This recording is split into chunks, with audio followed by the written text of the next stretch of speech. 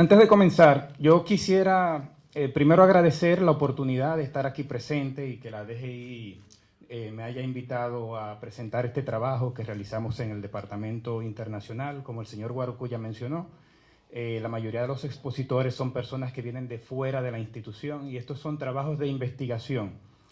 Y quisiera felicitar a la DGI por el hecho de que ha creado este foro, de que economistas que realizan trabajos de investigación en temas fiscales, en temas de finanzas públicas, puedan presentar trabajos. Y eso es importante porque en nuestro país las discusiones sobre temas impositivos, las discusiones sobre reforma fiscal, casi siempre tienen un vacío en cuanto a formulaciones teóricas, argumentos económicos.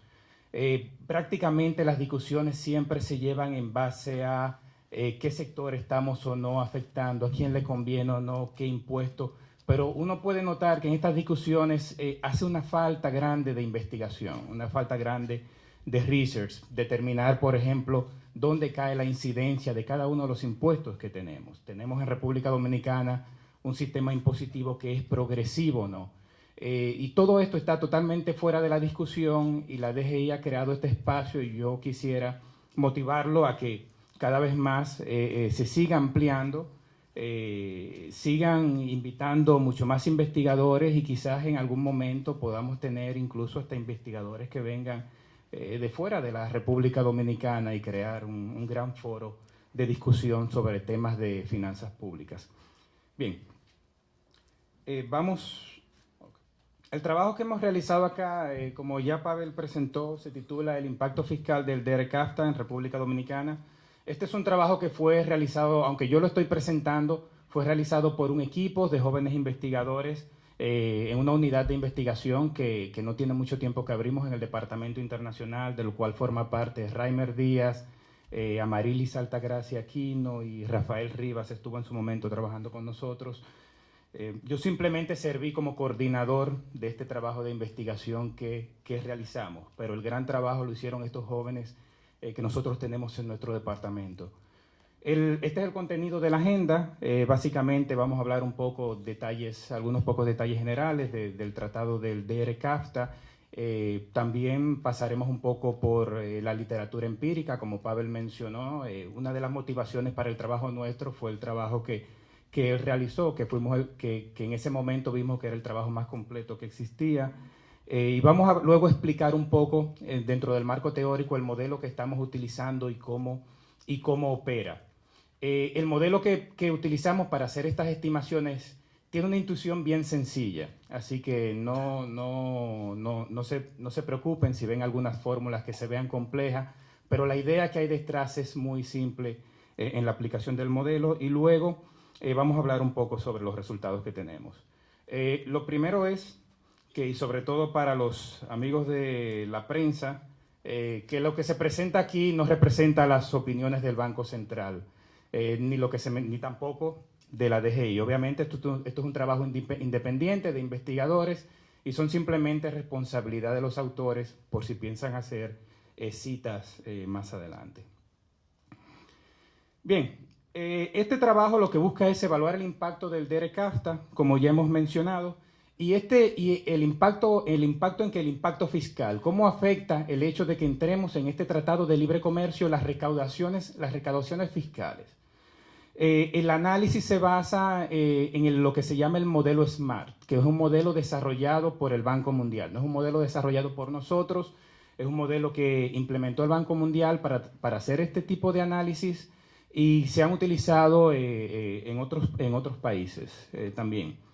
Las estimaciones sugieren que el DERECAFTA implica unas pérdidas arancelarias máximas de un 0.31% del PIB de 2014, aproximadamente unos 195 millones de dólares. Podría generar ganancia de ITEVIS del orden de 0.21% del PIB, unos 131 millones de dólares. Y la ganancia social, que vamos a explicar un poquito más adelante, en qué consiste esa ganancia social, nosotros la estimamos en unos 169 millones de dólares. Esas son las conclusiones principales, por si alguno se duerme durante la presentación, por lo menos ya vio cuál era el resultado de lo que venía. Entonces, bien, el DEREK-CAFTA, para inventar un poco, es el primer acuerdo de libre comercio entre Estados Unidos y un grupo de países en vías de desarrollo. Y como todo acuerdo de libre comercio tiene ciertos objetivos que implican no solamente reducción de aranceles, sino hay objetivos también de inserción de mercados, eliminar ciertos tipos de barreras no arancelarias, y también tiene algunos objetivos de aumentar lo que es la transparencia que existe entre los gobiernos signatarios. El acuerdo se firma en agosto del 2004, entra en vigencia en el 2006, y los países que entraron en vigencia a un inicio fueron Guatemala, Honduras y Nicaragua y El Salvador.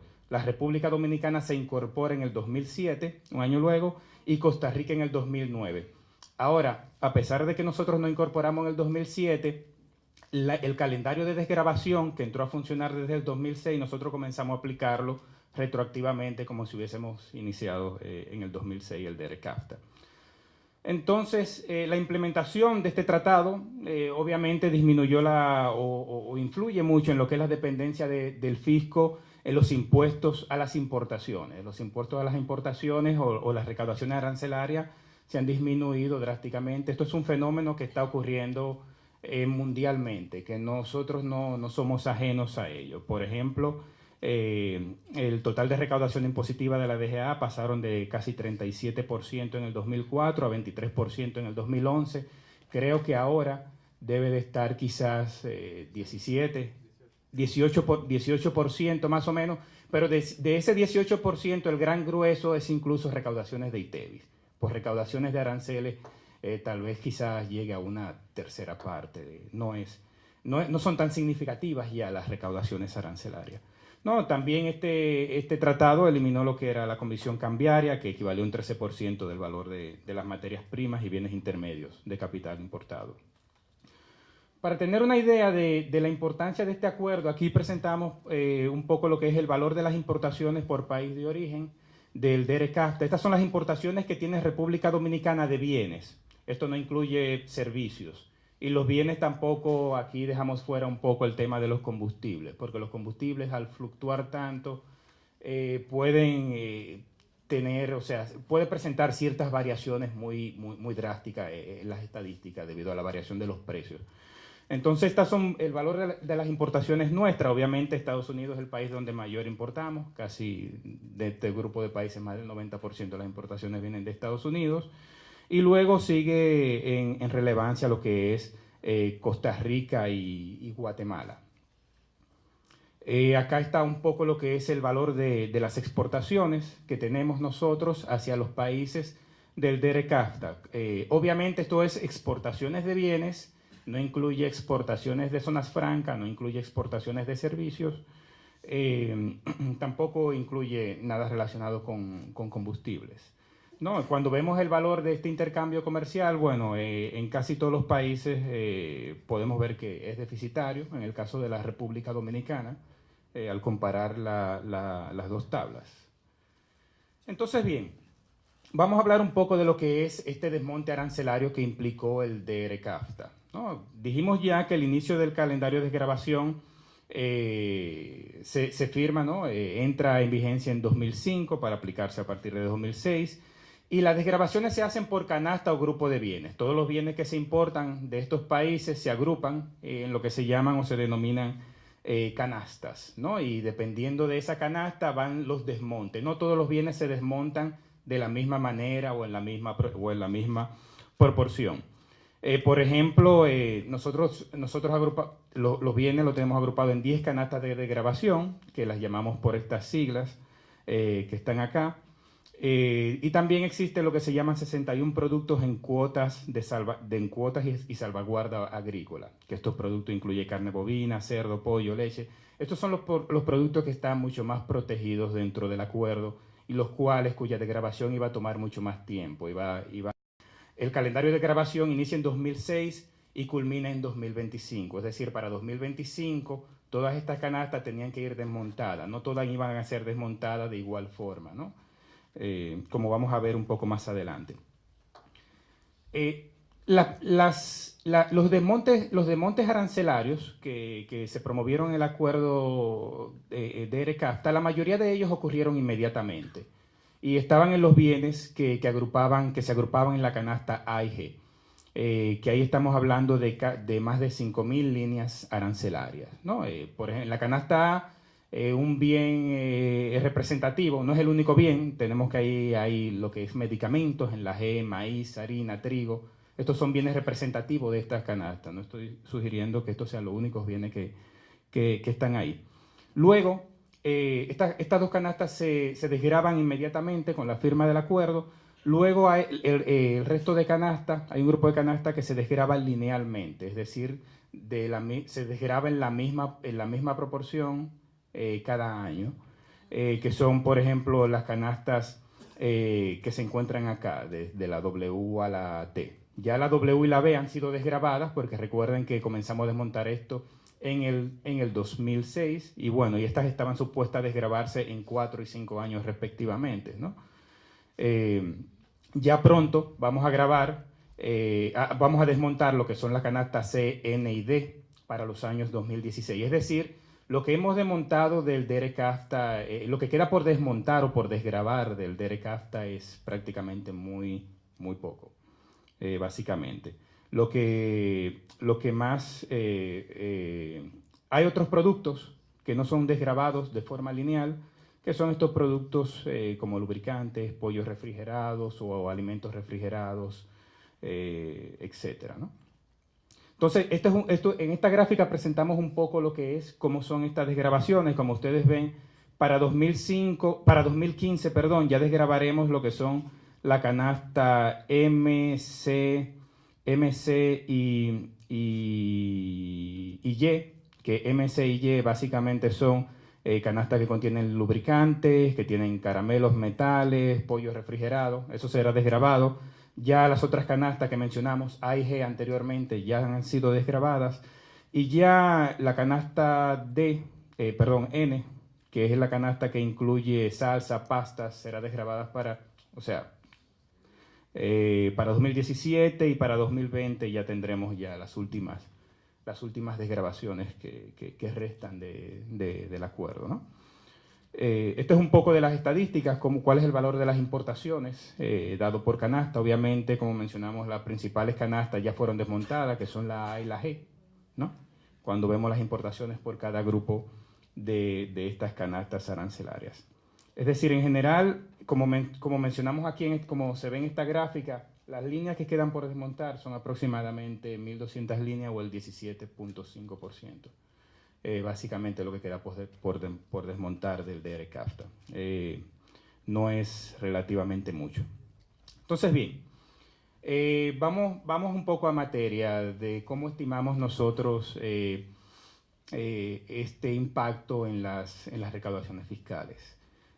Como mencionamos, nos basamos en trabajos hechos anteriormente. Uno de ellos es el que realizó Pavel, que también hizo una aplicación del modelo SMART. En el trabajo que Pavel realizó se encontraba que las pérdidas arancelarias rondaban a cerca de 0.5% del PIB del 2003 y para todo el periodo de desmonte andaban más o menos estimadas en 1.3% del PIB. Nosotros... hay otros trabajos que se hicieron también, por ejemplo, Rodríguez del Ministerio de Hacienda estimó las pérdidas arancelarias durante los meses marzo-agosto, solamente se limitó a mencionar estos meses de acá, ¿no? En 38.4 millones de dólares. También la USAID tiene un estudio relacionado donde estimaba las pérdidas arancelarias en 42.7 millones. Y también existen algunos trabajos internacionales que se han hecho, pero no han considerado el caso de República Dominicana. A diferencia un poco del trabajo de Pavel, nosotros no solamente observamos las pérdidas en ganancia arancelaria, sino también tratamos de ir a ver qué ganancia por conceptos de recaudaciones de ITEVI podrían producir este desmonte, porque como ustedes se podrían imaginar, bueno, si yo reduzco los aranceles y estos bienes que yo importo bajan de precio por esa reducción de aranceles, es posible este volumen de comercio aumente, entran más bienes no pagarán aranceles o pagarán menos en arancel, pero pagarán ITEVIS. Al mismo tiempo existe lo que se da una ganancia social por este aumento del comercio o de la actividad económica que se realiza, y nosotros intentamos estimar esta ganancia social que se produce debido a este aumento del comercio. Entonces, en eso utilizamos el modelo SMART, como mencionamos, que es un modelo del Banco Mundial. Este modelo es un modelo de lo que se llama equilibrio parcial. ¿Qué es un modelo de equilibrio parcial? Es un modelo que solamente analiza un mercado.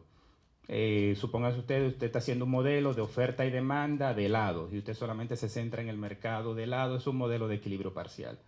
Hay otros modelos, son los modelos de equilibrio general, son modelos que tratan de analizar todos los mercados. Por ejemplo, cómo el hecho de que el precio del helado en este mercado disminuya, cómo puede tener efectos en otros mercados. Por ejemplo, en el mercado de dulces, por ejemplo, o de golosinas. Ya cuando tú analizas varios mercados, lo que pasa en un mercado y el efecto que tienen varios, tú utilizas un modelo de equilibrio general, son un poco más difíciles, son mucho más difíciles de utilizar porque implica que tú tienes que hacer supuestos sobre cómo están relacionados todos estos mercados. En el equilibrio parcial tú solamente te centras en un mercado, nosotros tenemos este mercado de cómo estos cambios en los precios de los productos importados afectan esta demanda de productos importados y nos limitamos ahí, ¿no? No vamos un poco a ver efectos en otros mercados que se podrían producir. Entonces, este modelo tiene una serie de supuestos. Uno de ellos es que la elasticidad de la oferta es infinita. ¿Qué significa esto? Que la oferta de productos exportados, los países que exportan productos, son tomadores de precios. Los precios de los productos que se exportan se venden en mercados internacionales y los precios se determinan en mercados internacionales. Es decir, el hecho de que Costa Rica decida por alguna razón aumentar la exportación de un producto, reducirla, eso no va a variar el precio internacional del producto que exporte Costa Rica. Eso es básicamente lo que significa este supuesto. También asume que los precios son exógenos, es decir, son determinados en mercados. Ningún país en particular puede decidir este es el precio del arroz internacional unilateralmente, ¿no? Y también tiene lo que se llama otro supuesto por el lado de la demanda, que se le conocen como supuesto de demanda de Armington. ¿Qué significa esto?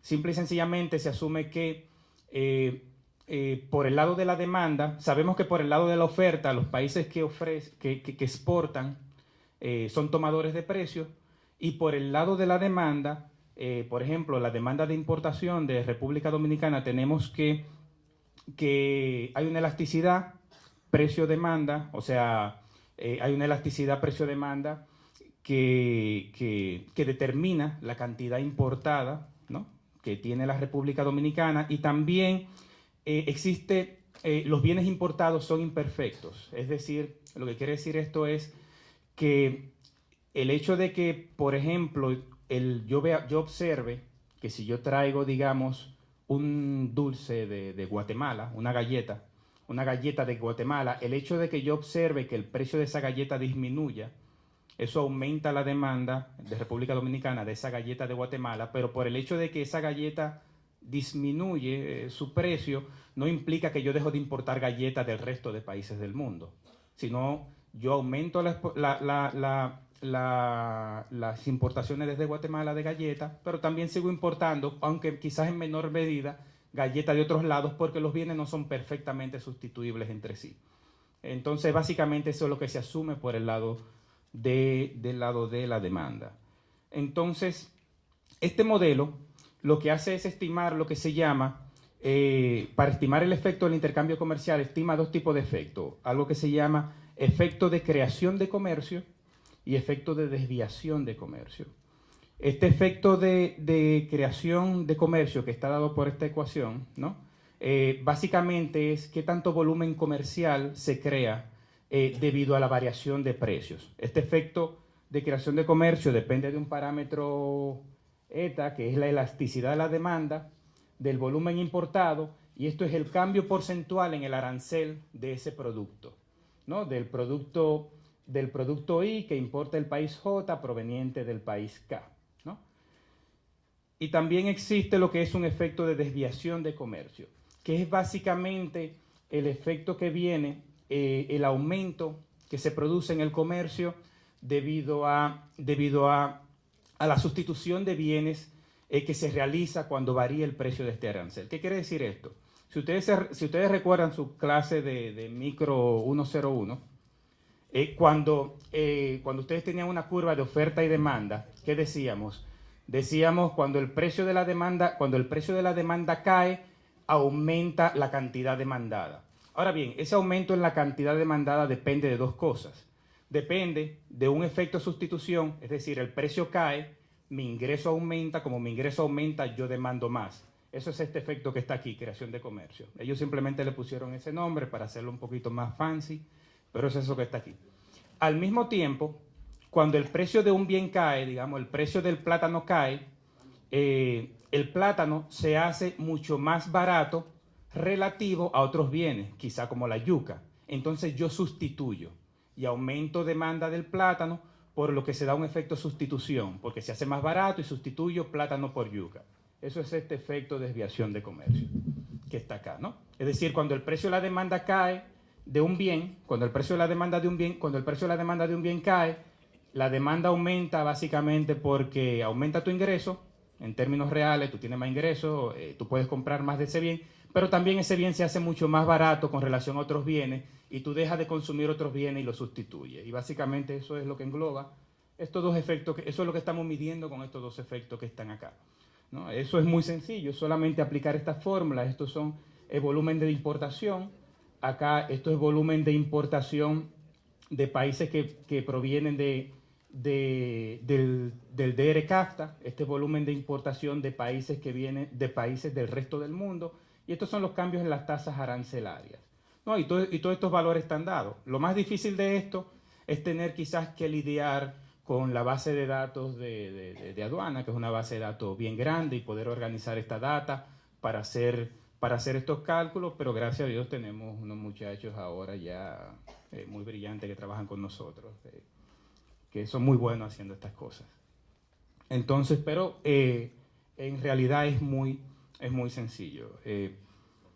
Básicamente entonces, explicado lo que son estos dos efectos, que nosotros también calculamos. Nosotros calculamos lo que es una ganancia social que se deriva de este aumento de volumen de comercio debido al desmonte arancelario. Es decir, si recuerdan acá, si volvemos otra vez a lo que es micro 101, ¿no?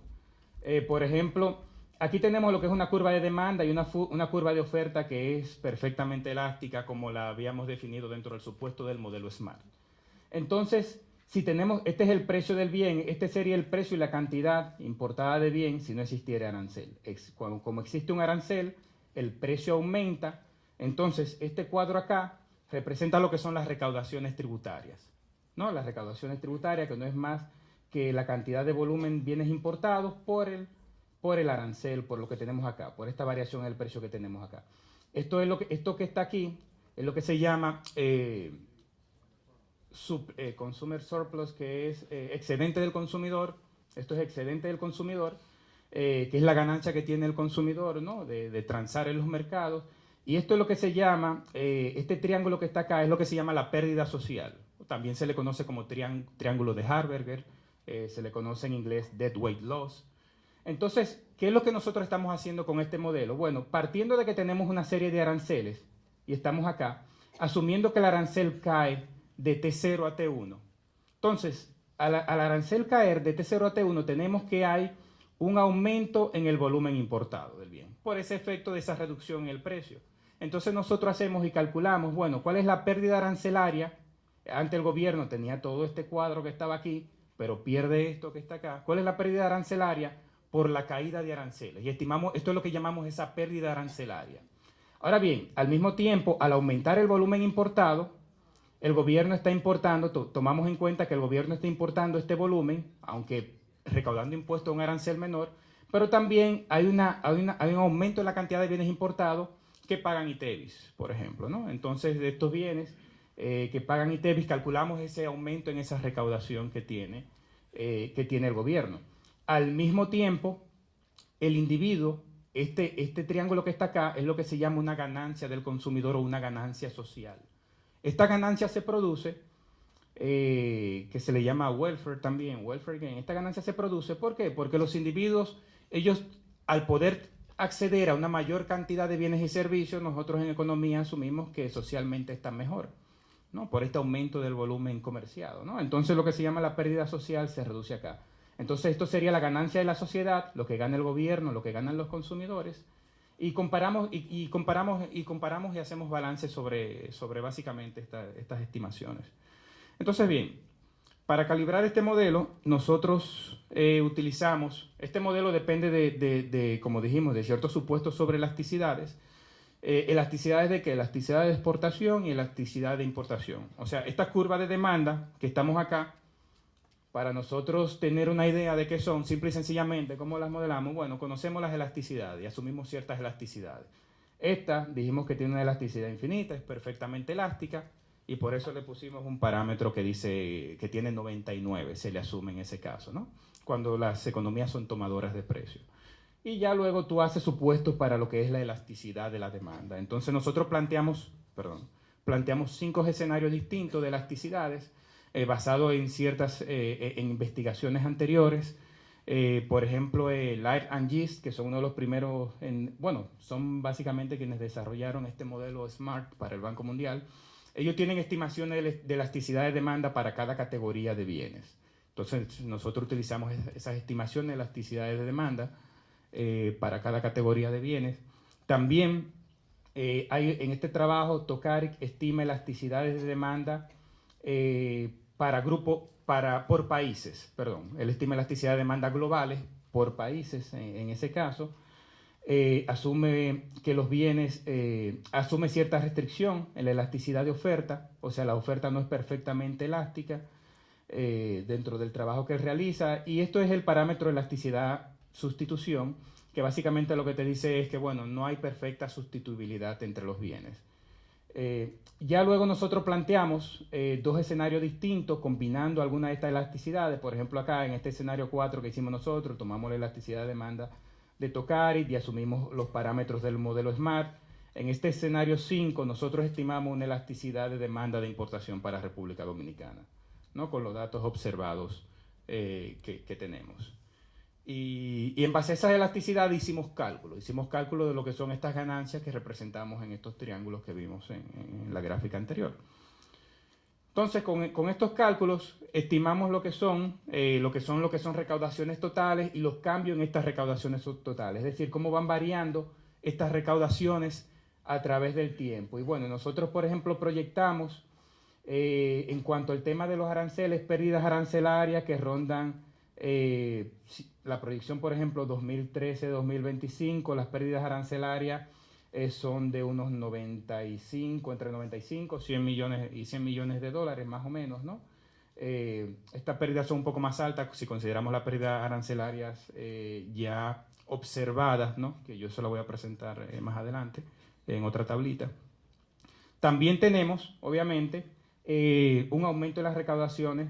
Proyectamos lo que son aumentos en las recaudaciones por concepto de ITEVIS, ¿no? Entonces, aquí estimamos las recaudaciones andan entre 125 y 130 millones de dólares, lo que aumentarían las recaudaciones progresivamente en cada uno de estos años por este aumento en la cantidad de bienes que entran, que el gobierno dice, ¡pam!, le pone muy ITEVIS. Y bueno, y este es el cambio total,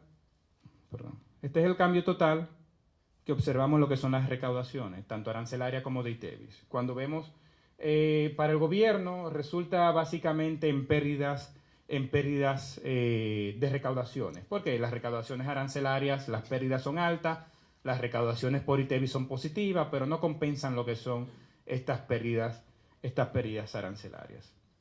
Básicamente, en términos, o sea, cuando vemos el efecto neto en términos de recaudaciones, podemos ver un efecto negativo que puedan dar entre 60 a 70 millones de dólares. Pero nosotros también tratamos de estimar esta ganancia social, que a veces se deja de lado en la discusión. A la gente muchas veces se nos olvida este welfare que nos enseñan, bueno, nos lo enseñan en micro 101, pero ya más adelante se nos olvida esta parte, ¿no? Y intentamos calcular lo que son estas ganancias social proyectadas o esta ganancia que se produce en la sociedad debido a este aumento en el volumen de comercio que pueden acceder los individuos.